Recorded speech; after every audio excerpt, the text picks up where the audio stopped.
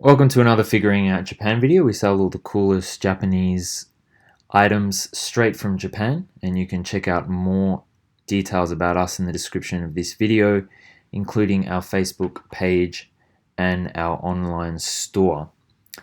So this video is going to be a bit different to what normally is on.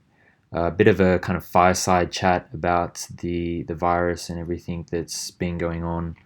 I've sort of been thinking about maybe doing a video, but I was like, maybe it's not worth it. But quite a few of you have been sending messages and asking different questions about what's going on. So I'll address sort of what's been going on for us and just more in general, the situation in Japan. And also, I guess, just sort of my 10 cents worth on the situation in general. The first thing and most important thing I want to say is that I hope everybody, specifically our customers or people that follow the channel, that you guys are doing well. One thing that I've noticed speaking to people in my own network is that this virus, I think, has affected everybody, but it's affected some people a lot worse than it has other people. And I think there are people out there who fail to truly understand the severity of how this has impacted some people's lives. Um, for a lot of people, the virus maybe has just been an inconvenience because they can't go outside. Um, and that is also very stressful because people feel trapped or alone or whatever. Um, but there are a lot of people out there who have lost their jobs, maybe have even lost a loved one. Obviously people are dying. Um, there are businesses, people that have maybe spent a lifetime building up a business that have just, have basically have to be closed either temporarily or permanently. Some sectors have just been absolutely decimated, travel industry, retail industry, those kind of things. So there are a lot of people out there who have been pushed to the absolute brink, whether that's financially, whether that's mentally, whatever it may be. And I just want to say to people out there that there is help available. There are different online services or counseling services. Even if they're closed, there are different like helplines and things like that. And even just reach out to the people around you, whether it's your family, whether it's your friends. Don't be afraid to show your vulnerabilities and to tell people how you're feeling, or even if you don't want to talk about how you're feeling or what you're going through, sometimes it does just help out to to reach out to people and talk to somebody, especially if you do live alone or you're away from your family or whatever it may be. It really means a lot. I've reached out to people in my network and just sent them a one-liner like, hope you're doing well. I've had people do the same thing to me, and it does help. And heck, even get in contact with us. Things have been very hectic, but yeah, just shoot us a message, and you're not alone. And it's hard to see, but I know I hate sort of cliches and proverbs or whatever, but there will be light at the end of the tunnel. um, and we will get through this. It's gonna it's gonna hit us hard, and it has hit us hard, but everybody, but we will get through this. um, so now talking about the situation, just kind of more strictly in a sense of our business. So I mean, I'm sure you guys know this, but basically, our business is we sell Japanese products overseas. So we're very much a global business. We send to a lot of different countries around the world. We sell products that are basically exclusive in Japan that are not available in overseas markets. Therefore, one thing that we are very susceptible to is the postal system, and specifically the global postal system.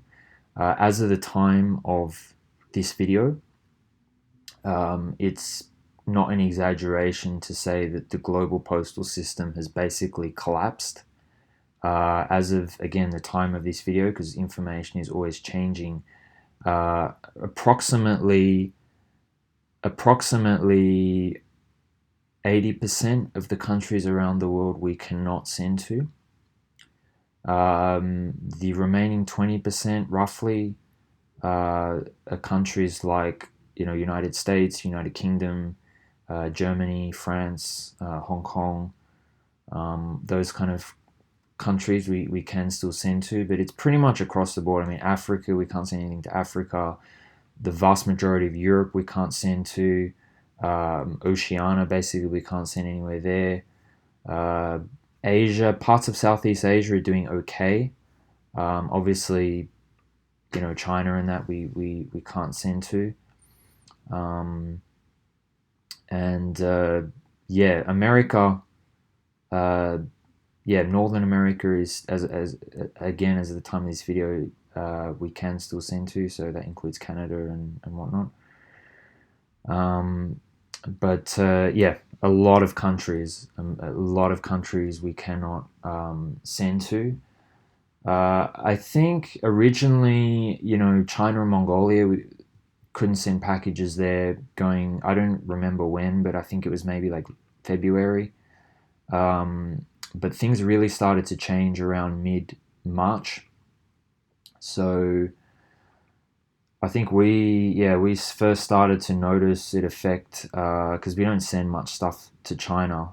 We do send to China, but it was sort of around mid-March that some countries in Europe started to close their borders.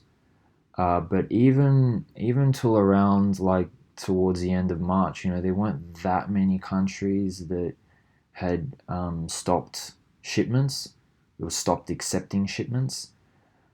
But the 1st of April was the big sort of knockout blow. And that was when roughly about 130 countries, it was announced that shipments could not be sent to those countries. They also suspended different shipping services as well to countries that even were still accepting shipments. And then there was another announcement on the 10th of April, which was really kind of just rubbing salt into the wound, and there were additional countries then that were added to that list, such as Australia and Scandinavian countries and a few others here and there. There has not been any updates since the 9th of April, which was when the announcement came out for the effective as of the 10th of April. So there should be another announcement, I would say, any day now. Let's hope that the number of countries doesn't increase. I would say, and I do want to go on the record saying this, that I think the situation handled by Japan has been extremely poor. Whether that's Japan Post or whether that's I don't know how to say it in English, Zeikon, the like customs. I mean, it's Japan Post that's kind of managing it, and the one with the announcements and the ones that deal with the customers. How much control they have over the process, I don't really know. How much is being driven by the actual government or the customs office. But whatever the case is, it has been extremely poorly managed. The announcements come very, very suddenly. So, as an example, if they announce, when they put these announcements where a lot of countries you can't send to them, they'll put the announcement like very late in the afternoon and it'll be effective the next day. So it's not like, okay, in 1 week's time, we are going to, stop shipping services to such and such a country. They just do it, very, very suddenly. And the other thing, which is even more upsetting, is they actually have backdated things nearly 1 month. So as an example with Australia, Japan Post announced from the 10th of April they would not be accepting shipments to Australia. However, on the previous announcement on the 1st of April, they said that Australia is okay, or it wasn't on the list of countries that they weren't accepting. However, what they've done now is basically any mail that was sent nearly a month prior and didn't leave the country prior to that date, which is the vast majority of the mail, they've just sent back. And I think it's completely irresponsible, because they really should have said, okay, well, we were accepting postage to these dates, and we're going to take responsibility for it, and we are going to make sure that it gets sent, whether that means that it's just delayed and or they pay extra to maybe use additional courier services or whatever it may be. But they've just kind of brushed their hands and just said, well, not our problem, let's just send it all back. And the whole backdating thing is what really upsets me personally. And it is very frustrating, because I think Japan in general has this sort of reputation of, they're very friendly and they're very helpful and they have great customer service. And I really do, I don't want to go all out and say that that's completely not true, but I don't really think it's much different to anywhere else around the world, in terms of their customer service and thing. I think they really have an approach of, our way or the highway, and if it's something that fits within their parameters, then great. But if it's not, then heaven help you. I mean, just as an example, like if you buy something from a department store, they'll usually give you a paper bag, and then they'll give you a second paper bag, because if you give it as a present, then the paper bag that you got might get dirty or something when you go home, so they give you a second one. But that's really, it's kind of incorporated in the price, right? Like I'm sure they would sort of in some way charge you for that. But then you go to other, like I went once into another shop and they had, it wasn't a department store, but they had like plastic bags and they had paper bags. And I said, oh, it's a present, can I have a paper bag? And they said, oh, because it's not an expensive item, we can't give you a paper bag. And I was like, okay. So I know I'm getting a bit sidetracked, but that's just an example, I think, of how it's very much my way or the highway in Japan. If it's something that fits in their rules or their system, then it's fine. But they don't make any extra effort to try to help you or deal with the situation. And even like the fact that they've backdated all this mail and then sent all this mail back to us, I mean, it creates a massive, massive problem, in terms of how we deal with orders, how we have to then go back and message every single customer, and how we communicate that, and people get upset and then they abuse us. And it just, the amount of time and money lost from it all. I don't even know if we can get a refund from all the postage costs from that. They're certainly not making that process easy at all.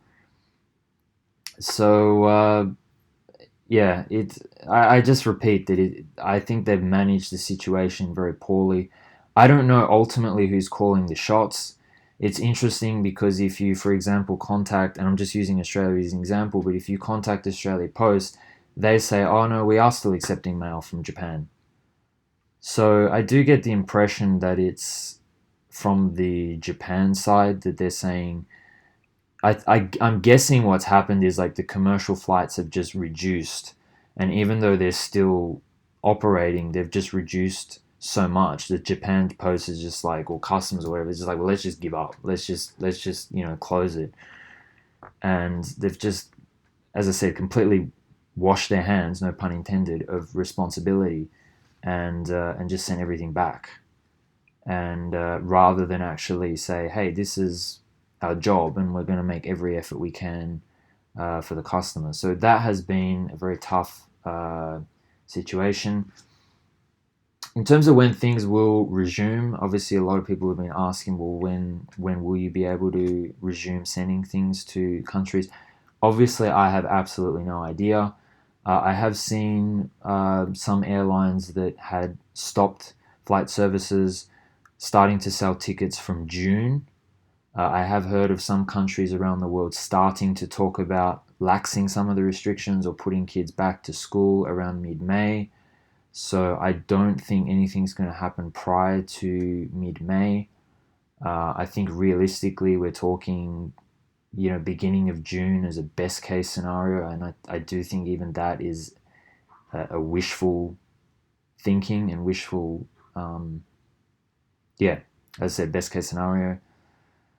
You just don't know, really. I mean, there was a situation a few years ago where some European countries stopped the SAL shipping service. I won't go into explaining what SAL is, but there's a shipping service that they stopped, and it was a temporary thing. It ended up being stopped for, I think, it must have been at least a year and a half. I don't even remember exactly. It must have been at least a year and a half, close to 2 years.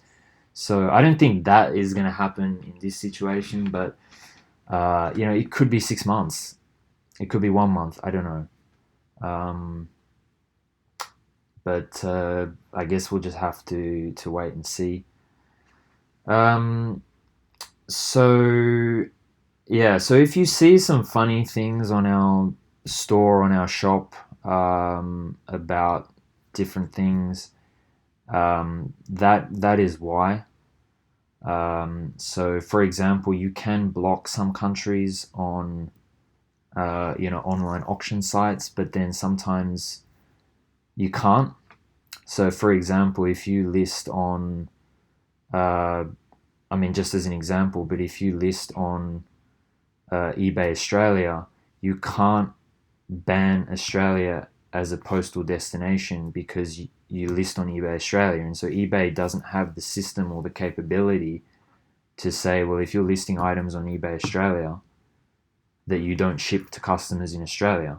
Same for US. If you sell on eBay US, you can say, well, I don't want to send to Spain, for example, whether you don't think their postal system is reliable or it takes too long, or there is a virus and you actually can't send to Spain. But if in a weird case scenario that you say, well, I don't want to send to US because the postal service is closed, it doesn't allow you to block customers from the country on the site that you list on, which is pretty, it's common sense. But there are odd situations like this where, for example, if you're based in Japan, there's no eBay Japan. So let's say you then list your items on eBay US. Well, if postal services to US are banned and you can't send to customers in US, then you can't actually ban people from it. So you have all these people ordering from you, and then you have to say, well, sorry, I can't send your order. What do you want to do? So that's just how crazy the situation is, that literally sites like eBay and Amazon don't have the capability to handle those kind of things. So to kind of finish off, just in terms of the situation in Japan, I know this video already is getting very long, but the situation in Japan, so currently everything is basically closed with the exception of places like supermarkets. That has really been in effect since about, I think it was around the 12th of April, when the government announced a state of emergency in 7 prefectures in Japan. That was later upgraded to the entire country. So yeah, pretty much everything is closed in terms of like shops and things like that. There are still a lot of people commuting to work in Japan. There are a lot of people working from home, but there is still, I would say, proportionally a lot of people still going into work. Old habits die hard, especially in Japan. There definitely are people of habit. So I don't know. I read a statistic, something like 60% of people are still communicating to work. Commuting. I said it again. Commuting to work. I don't know how accurate that is. Um, I'd say actually that seems pretty realistic. Um, but it is kind of funny actually because the government was really pushing people to work from home during the Olympics because the trains are already so crowded in the morning, and then with the Olympics, they would really struggle. And of course, everyone was like, "Nah, not going to do that. We can't do that." And then, of course, when the virus comes along, a lot of companies like, "Oh, yep, now we can work from home." So there are a lot of people working from home. Schools have been closed since beginning of March. A lot of other businesses even like language schools and things like that, churches, they have been closed since pretty much the beginning of March. So anything that actually has people, gathering, sporting events, those kind of things. I think in general, uh, I think Japan's response in some ways have been a bit similar to other countries around the world where, and this is just my 10 cents, but there's a saying, it's better to prevent than cure. And I think a lot of countries around the world have not focused on the prevention and are focusing on the cure. And so by that I mean there were not, I mean, of course it's all easy to say in hindsight, but I think they were too slow and didn't do enough in the beginning. And as a result of that, we've probably had to overreact to the situation now to try and fix it or to try to cure it. So, as an example, in Japan, I mean, people in general, because it's so populated in Japan, I think people are already quite cautious of, a lot of people wear masks in winter because it's like influenza season and that kind of thing. So, I think common sense does solve a lot of, like 80% of the problems, and I think people in Japan in general were already quite cautious. I actually for example, I was invited by a friend to have like a home party. It was only like 5 people or something, and this was like in mid-February, and which I think was kind of before the virus really, you know, really hit, and they cancelled that because of the virus. People were cancelling business meetings from sort of, yeah, mid to late February. I know there were people like working from home as a precaution even in February. But in general, in terms of the government action, there was really nothing until I think it was like the first week of March when they announced that the schools were going to close. Which is surprising in some ways because Japan was one of the first countries to be hit because there was the Diamond Princess, which was the cruise ship that docked in Yokohama, and there was a case of coronavirus, and then it kind of went global news when there was a doctor, I think a Japanese doctor, who dealt with things like Ebola virus and that kind of stuff, and they sort of volunteered to, have a look, and they were shocked at how poorly managed the quarantining efforts of that were. And a lot of it was in the news that, there was this cruise ship and it had coronavirus and things like that, but the government was quite slow to react, and it's the same in other countries, I think. I mean, even to take Australia as an example, there was a report that there was a cruise ship in Sydney with, a few thousand people from all over the world, and like there was no checks, there was no quarantine, there was nothing. They just let all these people out, and that was how the virus actually got into Australia. Um, and it's just crazy when you look back on it, because then, like, in the space of, a week or two, they shut their borders basically, and like everything is like airplanes have stopped, like ships have stopped, like everything. And it's like, what's the point of doing that when the whole world is infected? Like, you're stopping flight services from country A to country B, and vice versa, when both country A has been heavily infected and country B has been heavily infected. Like, it's too late, you know? And again, it's all good in hindsight, but that's what I mean by there was just this massive knee jerk reaction from not doing enough in the beginning to kind of overreacting. And even in Australia, you can get fined, I think it's like $1,600 for being out of your house when you don't need to. Like just going to the local park or even going for a drive. There's been stories of people being fined just for, you know, maybe parents taking their kids out to get some driving experience. And you're in the car, you're not talking to anybody, you're not going anywhere, you're just driving around. You can be fined for that, and people have been fined for that.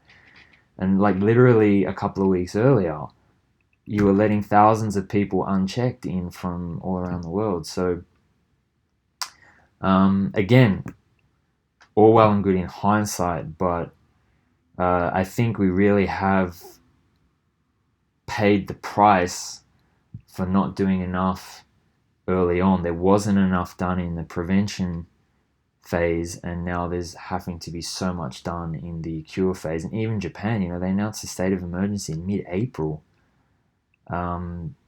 This virus was kind of here in Japan as early as 2 months prior to that. So that's just my 2 cents. I hope that we learn from this. That's really what I hope. And I actually looked at a documentary about the SARS virus, and it's just amazing how like the same mistakes, almost the identical same mistakes were made. And the crazy thing is, the coronavirus, or whatever you want to call it, COVID-19, it's not that deadly. It's not like there are other diseases and viruses that, you get them, you were dead in like 12 hours or something, So I know it's deadly, it's killed a lot of people, it's dangerous, but, I think on the scale of like epidemics, it's probably not on the deadlier end of the scale in terms of like how, like, you can treat it, it can be cured, people can get through it. So I think yeah, I just hope that the world really learns from this. So if something like this does happen again, and inevitably it will, whether it's in 2 years or 5 years or 10 years or 50 years, that we're better prepared for it, and we know how to deal with it. And yeah, in terms of how things, I mean, I guess for us, the resumption of postage is really the big thing. But in general, I don't think it's going to be like a switch. It's not just going to be like a switch where we all go back to normal. There are countries that have already, I believe, I heard, have started to, I think Singapore, started to kind of try to go back to normal, and then like the numbers of infected people have increased again. So I really do think this is a process, at the very least, that's going to take months. And I think it's we should be very cautious about being optimistic in terms of how quickly and effectively we are going to resume to a quote unquote normal life. I think the world is going to be very different after this. There are going to be, habits. I think a lot of more people, for example, are going to shop online. A lot more people, shaking hands is probably not something we're going to do for a long time. There are businesses that are going to go out of business, and that's going to affect a whole bunch of things in our lifestyle. So I think the world is going to emerge quite different to how it was before the virus. And as I said, I don't think it's just going to be like a switch where we're like, okay, everything's fine, we're just going to go back to normal. It is going to be a long and painful process. The world's kind of been punched in taken the hit, but there's going to be the bruising and the, getting better from that. But anyway, that's just my thoughts at the moment. If you guys do have any questions about what we've been doing, or just any questions in general, then I can do, just follow up videos, even if it's not maybe even particularly related to the virus. You just, I don't know, you're bored and you want to know, you want to talk about something just to pass the time. I don't know. But I do want to go back to the first point and say, guys, that do look after yourselves. We are all feeling.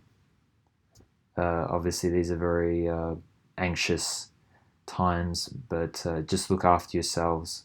As cliched and as stupid as it sounds, eat properly, sleep properly, try and stay active.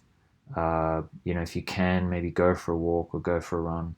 I know in a lot of places you can't even do that. Um, Reach out to people, give them a call, send them a message.